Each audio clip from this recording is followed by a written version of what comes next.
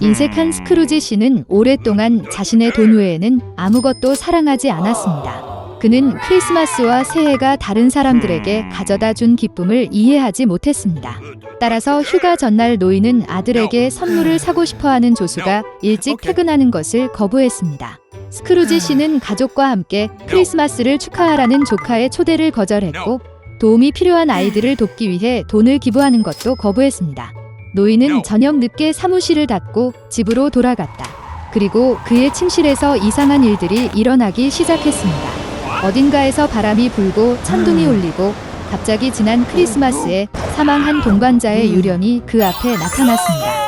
스크루지 씨는 무서워서 무슨 일이 일어나고 있는지 이해하지 못했습니다. 성령께서는 사후에 선을 행하지 않고 일생 동안 사람들을 돕지 않은 것에 대해 벌을 받았다고 말씀하셨습니다. 그는 노인이 같은 운명을 겪는 것을 원하지 않았습니다. 그래서 그는 스크루지에게 다른 3명의 유령이 곧 그를 방문할 것이라고 경고했습니다. 이 말 후에 영혼이 사라졌습니다.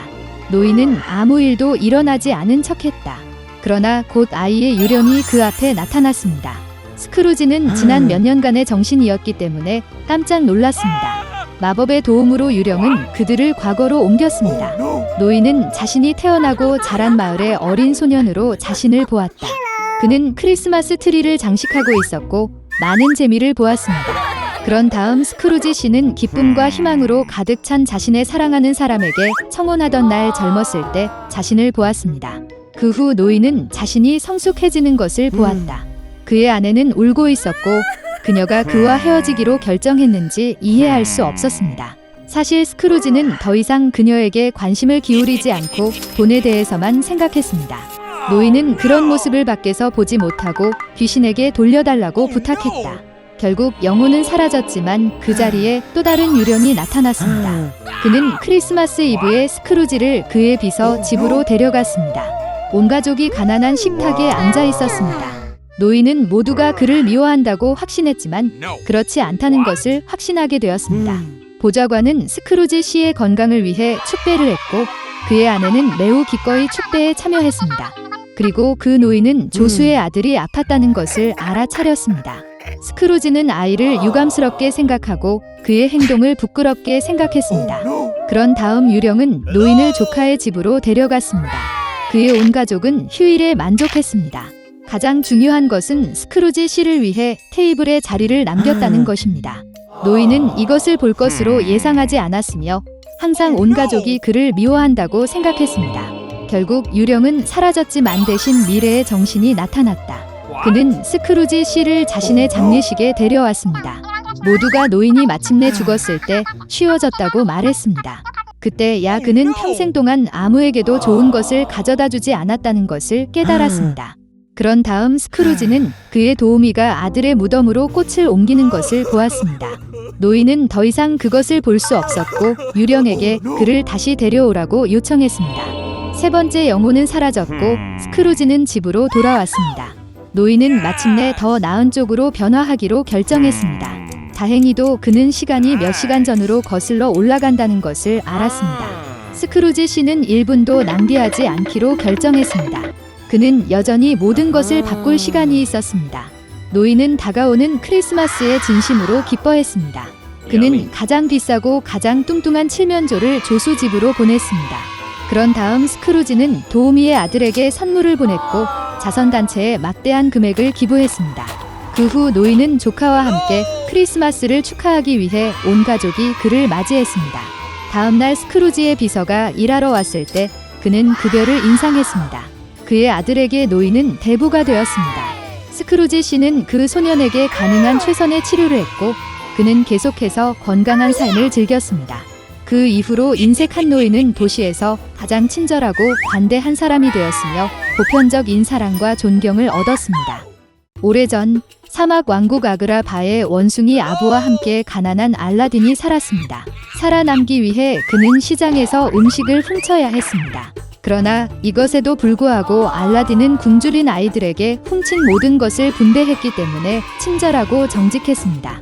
어느 날 알라딘은 도시를 걷다가 사과 상인이 어린 소녀를 위협하는 것을 알아차렸습니다. 그녀는 묻지 않고 아이에게 사과를 주었습니다. 그리고 이제 그녀는 돈을 지불해야 했습니다. 판매자가 경비원을 부르는 것을 보고 얼레더는 소녀를 구하기로 결정했습니다. 그는 그녀의 손을 잡고 그녀가 숨는 것을 도왔습니다. 그러나 경비원들은 여전히 도망자들을 따라 잡았습니다. 그리고 알라딘이 구한 소녀는 자스민 공주였습니다. 경비원은 그 남자를 지하 감옥에 가두었습니다. 같은 날 밤 술탄 자파르의 사악한 고문은 자신의 감방으로 향했습니다. 알라딘이 경이의 동굴에서 마법의 램프를 얻을 수 있도록 도와주면 그는 엄청난 부를 약속했습니다. 그리고 알라딘은 동의했습니다. 자파르는 원숭이를 데리고 동굴로 데리고 갔지만 입구 앞에서 램프를 제외한 모든 것을 만지는 것을 금했다. 동굴에서 알라딘은 마법의 융단과 램프를 발견했습니다. 그러나 아부는 금지를 견딜 수 없었고 루비 중 하나를 만졌습니다. 동굴이 무너지기 시작했습니다.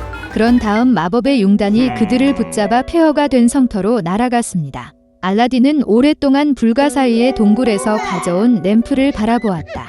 그녀는 매우 먼지가 많았습니다. 알라딘이 손으로 램프를 문지르자 진이 터졌다. 그는 알라딘에게 자신이 수년 동안 램프에 있었으며 그의 구원을 위해 3가지 소원을 성취할 수 있다고 발표했습니다.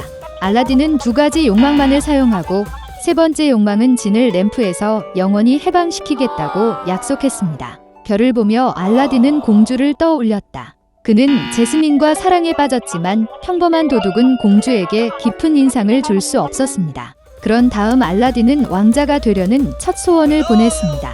술탄의 궁전에 도착한 알라딘은 왕자의 모습으로 자스민의 심장을 얻으려고 노력했습니다. 그러나 공주는 바자에서 그녀를 구한 평민과 오랫동안 사랑에 빠졌기 때문에 단호했습니다. 한편 저퍼는 궁전에서 거짓 왕자를 발견했습니다. 사악한 고문이 그 남자를 속여 탑에 넣고 위협과 함께 마법 램프의 위치를 캐기 시작했습니다.